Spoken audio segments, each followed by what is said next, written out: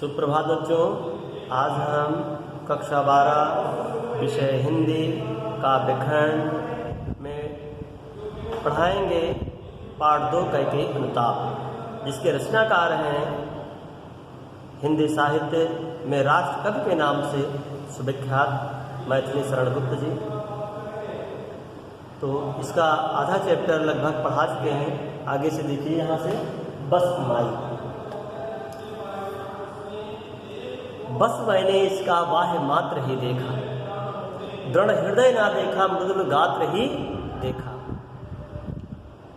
रानी कैकेयी कहती हैं कि इससे पहले कि विधाता के द्वारा अभी तक तो ये कहावत चली आ रही थी कि माता को माता नहीं हो सकती, पुत्र को पुत्र भले ही हो जाए। माता के प्रति पुत्र कितने ही अपराध क्यों न कर डाले, माता कभी भी क्रोध में भर करके उसका हित नहीं करते हैं।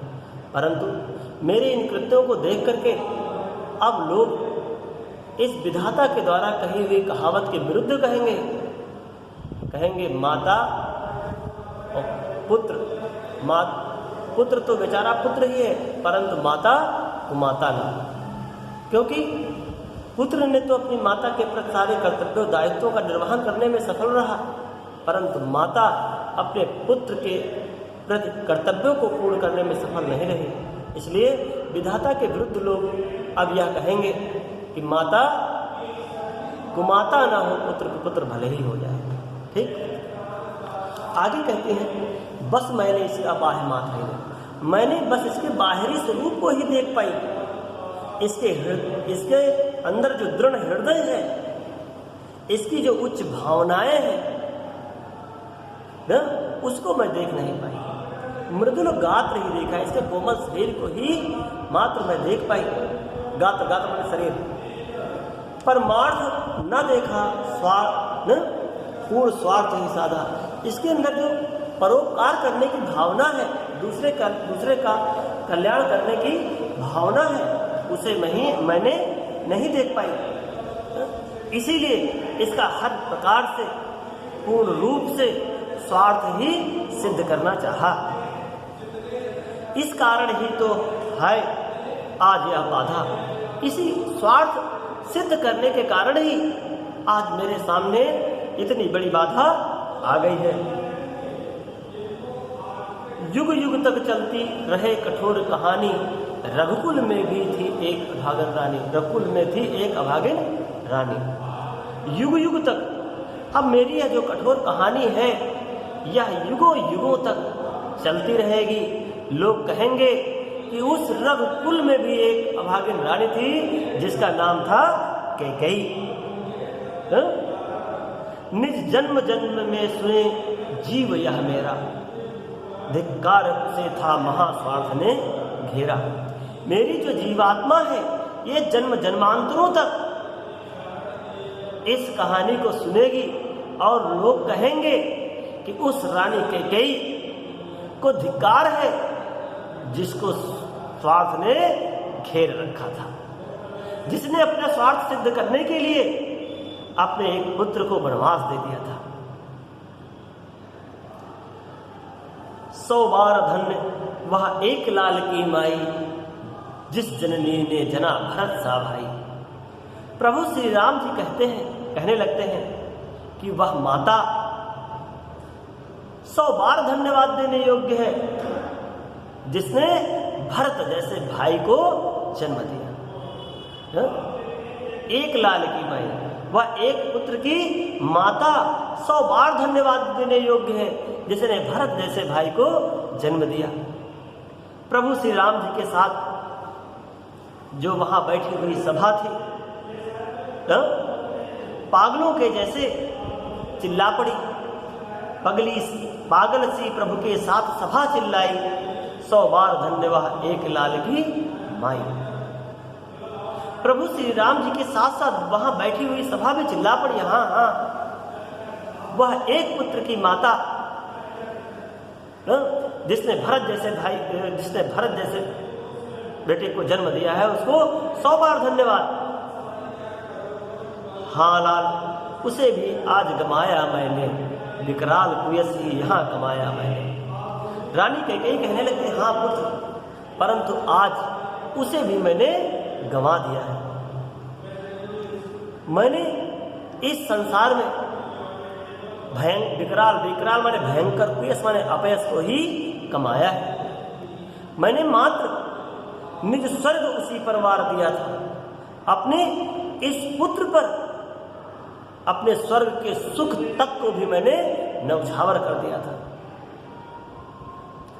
हर तुम तक से अधिकार लिया था मैंने, इसी पुत्र के लिए मैंने तुमसे जो राज्य प्राप्त करने का अधिकार था उस तक को मैंने तुमसे छीन लिया था। पर वही आज यह दीन हुआ रोता है, परंतु आज वही पुत्र, मेरा पुत्र भरत दीनहीन होकर के रो रहा है। संकित सबसे धृत हरिण तुल्य होता है। सभी से संकित माने भयभीत, धृत हरिण तुल्य, हरिण माने हिरण, धृत माने बांधे हुए, पकड़े हुए हिरण के समान, पकड़े हुए हिरण के समान सभी से भयभीत हो रहा, आशंकित हो रहा, डर रहा है। श्रीखंड आज अंगार चंड यह मेरा, तो इससे बढ़कर कौन दंड है। श्रीखंड चंदन के समान शीतल रहने वाला मेरा यह पुत्र आज अंगारे के समान तप रहा है। इससे बढ़कर के मेरे लिए और कौन सी सजा हो सकती है।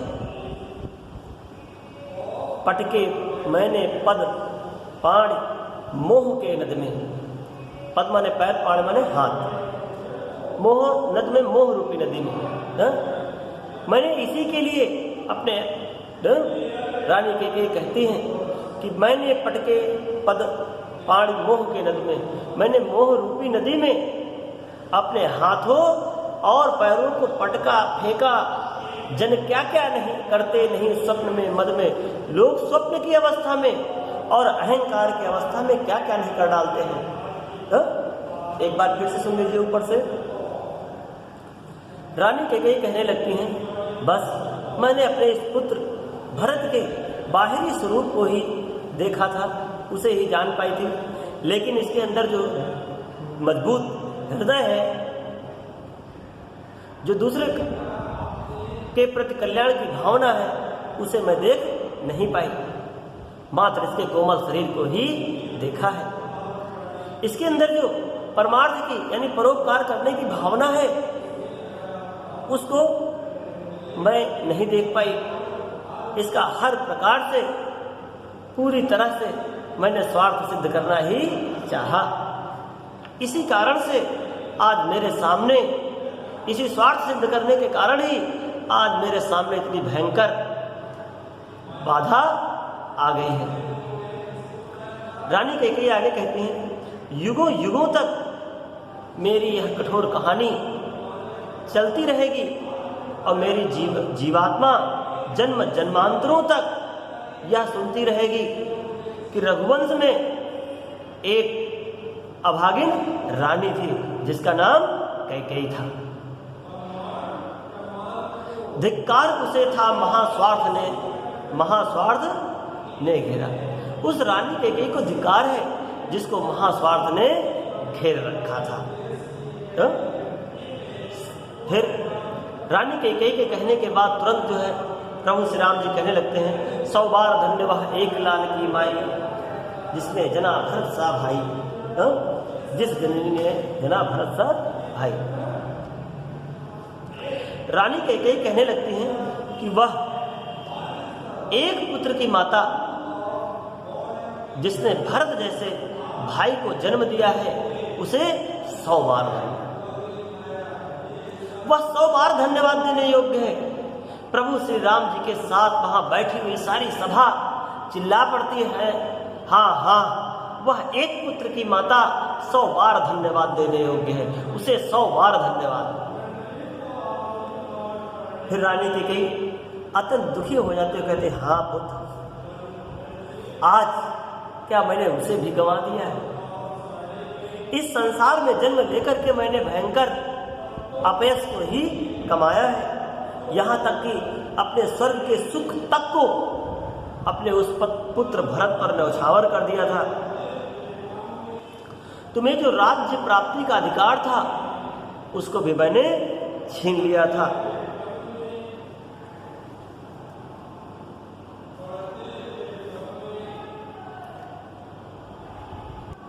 आज वही मेरा पुत्र दीनहीन होकर के रो रहा है।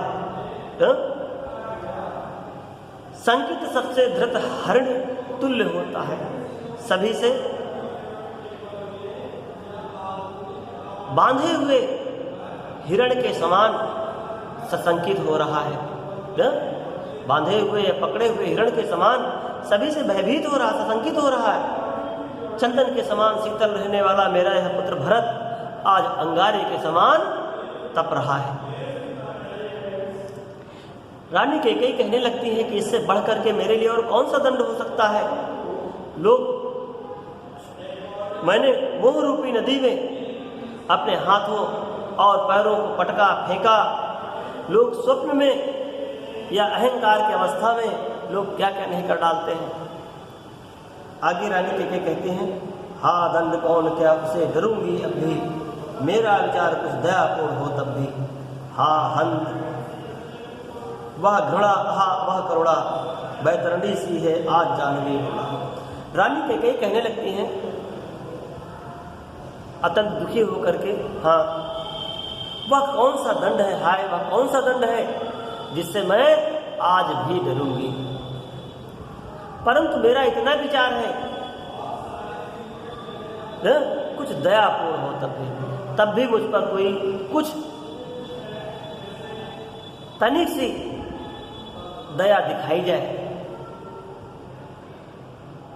फिर आगे रानी कैकेयी और दुखी हो जाती, कहती हाँ दया, घृणा, करुणा आज सब हमारे लिए व्यर्थ है। आज तो बैतरणी सी है आज जाह्नवी गंगा। आज तो स्वर की नदी गंगा यमुना भी नर की नदी बैतरणी के समान है हमारे लिए।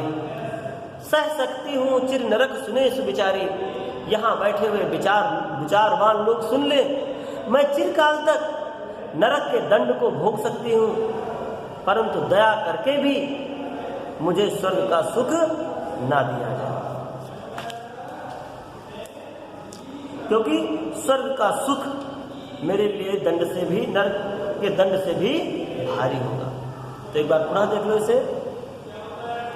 रानी कैकेयी कहने लगती हैं अत्यंत दुखी होकर के, हाय वह ऐसा, इसके बदले में वह ऐसा कौन सा दंड होगा जिससे मैं आज डरूंगी। मेरे अपराध के बदले वह कौन सा दंड होगा जिससे मैं अभी भी डरूंगी। परंतु मेरा इतना विचार है, मुझ पर थोड़ी सी दया की जाए, इतनी दया कर दी जाए।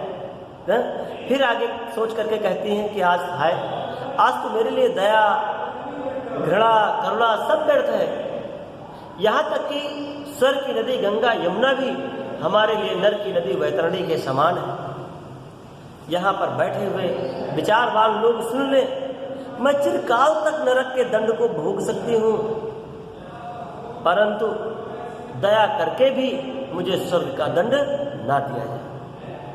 स्वर्ग का दंड मेरे लिए नरक के दंड से भी भारी होगा, भयंकर होगा। तो आगे रानी कैकेयी कहती हैं, लेकर अपना यह पुलिस कठोर कलेजा, मैंने इसके ही लिए तुम्हें बन भेजा।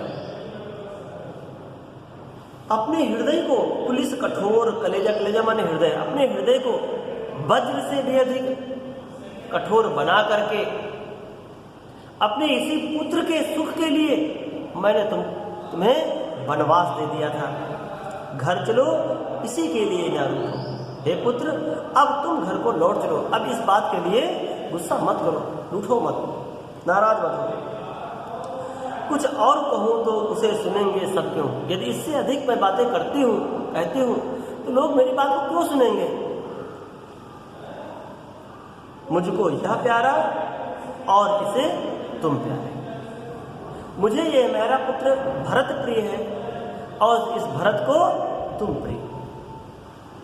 इसलिए हे पुत्र, अब तुम मेरे लिए दुगने प्रिय हो गए हो। ना न्यारे, अब मुझसे अलग मत। मैं इसे न जानूं किंतु जानते हो तुम, मैं अपने इस पुत्र को भले ही नहीं जानता हूं, परंतु मेरे इस पुत्र को तुम भली भांति या अच्छी तरह से जानते हो। तुम भ्राताओं का प्रेम परस्पर जैसा, यदि वह सब पर यो प्रकट हुआ है वैसा। तुम दोनों भाइयों का जो एक दूसरे के प्रति अकाट्य प्रेम है, यह जो आज सभी के सामने प्रकट हुआ है, इससे तो पाप दोष है, पुण्य दोष है मेरा। इससे तो मेरे जो पाप दोष थे वह भी पुण्य और दोष माने संतोष में बदल गए हैं। मैं रहूं पंख खिला पद्म कोश है मेरा, मैं भले ही कीचड़ के समान रही, परंतु मेरी पद्म कोश यानी गर्भ से, कमल के समान मेरी गर्भ से भरत जैसे पुत्र का जन्म हुआ। कमल के समान भरत जैसा पुत्र का जन्म हुआ। तो इसको फिर से एक बार देख लेते हैं बेटा। लेकर यह अपना पुलिस कठोर कलेजा, रानी कैकेयी कहने लगती हैं कि अपने हृदय को वज्र से भी अधिक कठोर बना करके इसी पुत्र भरत के लिए ही मैंने तुम्हें वनवास दिया था ना। हे पुत्र, अब इस बात के लिए मत रूठो, मत गुस्सा हो, अब घर को लौट चलो। इससे यदि मैं ज्यादा बातें करती हूं तो मेरी बात को यहाँ बैठे हुए लोग क्यों सुनेंगे? मुझको मेरा यह पुत्र भरत प्रिय है और मेरे पुत्र को तुम प्रिय हो, इसलिए अब मेरे लिए तुम दुगने प्रिय हो गए हो। अब तुम मुझसे अलग होकर के मत रहो। मैं इसे भले ही नहीं जानती हूँ, परंतु आप मेरे इस पुत्र को अच्छी तरह से जानते हो। तुम दोनों भाइयों का ना अपने से पहले इसे मानते हो तुम, और तुम अपने से ज्यादा मेरे इस पुत्र भरत को मानते हो। तुम दोनों भाइयों का जो एक दूसरे के प्रति आज अकाट्य प्रेम सभी के सामने प्रकट हुआ है, इससे तो मेरे पाप और दोष भी पुण्य और संतोष में बदल गए। मुझे इस बात का संतोष है कि मैं भले ही कीचड़ के समान नहीं, परंतु मेरी न पद्म कोश से, पद्मा ने कमल, कमल कोश से भरत जैसे पुत्र का जन्म न। इसके बाद देखिए अगला बेटा। आगत ज्ञानी जन उच्च भाल ले लेकर समझावेंगे तुमको अतुल युक्तियां देकर। आने वाले जो ज्ञानी जन हैं न, तुम्हारे और भरत के संबंध के प्रेम को, अकाट्य प्रेम को एक से एक उदाहरण दे करके समझाएंगे, या तुम्हें निर्दोष और मुझे दोषी सिद्ध करेंगे। रानी कैकेयी कहने लगती हैं कि आगे आने वाले ज्ञानी जन हैं, ज्ञानी लोग अपना उच्च भाल, भाल माने मस्तक, अपना मस्तक ऊंचा करके गर्व के साथ तुम्हारे और भरत के अकाट्य प्रेम के संबंध में अनेक उदाहरण प्रस्तुत करेंगे, या तुम्हें निर्दोष और हमें दोष युक्त सिद्ध करके एक से एक प्रमाण देंगे। मेरे तो एक अधीर हृदय है बेटा, हे पुत्र, मैं तो एक अधीर हृदया मां हूं जो हर प्रकार से अपने पुत्र का हित करना चाहती है। कुछ भी हो जाए, परंतु माता अपने पुत्र का हर प्रकार से कल्याण करना ही चाहती है। वही अधीर हृदया मां। हे पुत्र, तुम्हें अपने भुजा भर बेटा अपनी भुजाओं में भर करके फिर से घर ले चलने के लिए आग्रह कर रही है, लौट चलने के लिए विनती कर रही है। तो यहां तक बेटा देख लीजिए, साकेत से है, ठीक है। तो इसके हिंदी व्याख्या पुनः देख लेंगे, ठीक। इसमें गीत पढ़ाने के बाद आपको जो है होमवर्क देंगे घर के लिए। धन्यवाद बच्चों।